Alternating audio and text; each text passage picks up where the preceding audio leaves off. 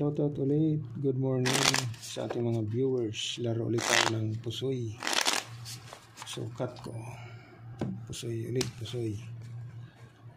8. Dito ang 8. Libangan muna tayo ng libangan habang walang ginagawa.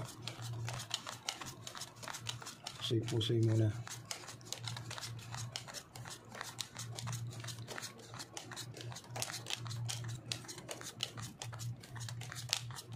Yun, dito tayo mag-umpisa.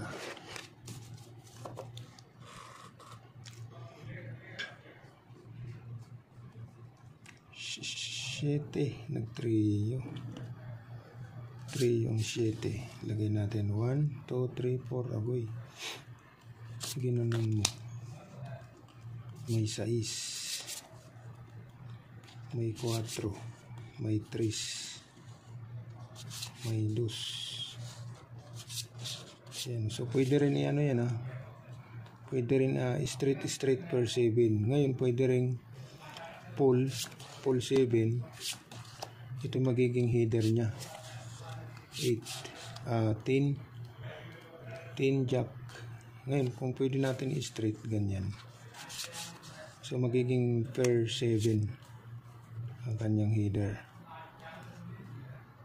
Okay, so straight per 7. Pwede rin ganyan Okay, so bitawan natin to kung siya ba ang mananalo. So straight. Okay, so ito naman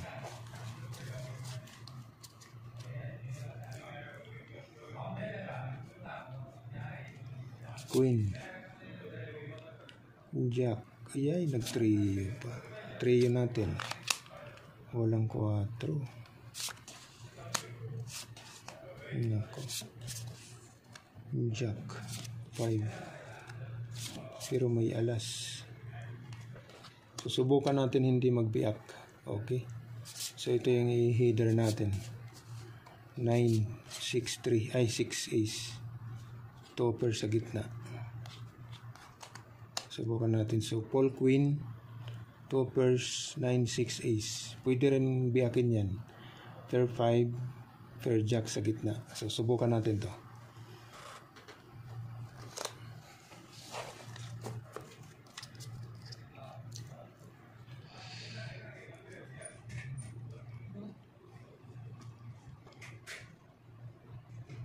Nako, trio. Walang 5, walang 9. Yun lang. Plinasis. Yan Nako, 6, 4, king Ngayon pag trineo ang 10 per king. So dito na tayo sa sa pluses trio. So ito yung magiging header nya. Okay, so pluses trio 10, king 8, 6. Okay, walang 5, 1, 2, 3, 4. Walang 5. Okay, so pluses trio 10, king 8, 6. Ito naman